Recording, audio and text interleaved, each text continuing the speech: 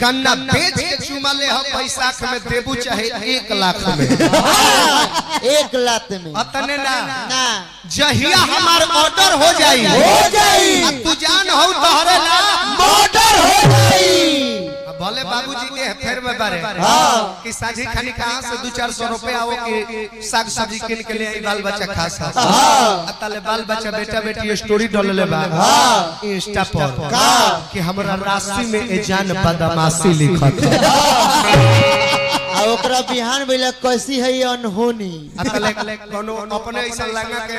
चंगुल में धरा गल बड़ा धक के पहना देले बड़ा सब बिहान वाला सब संगतिया के इंस्टा पर स्टोरी लगता कि कैसी है ये अनहोनी हर आंख हुई न पाछा से पैसा ली। ये पुरस्कार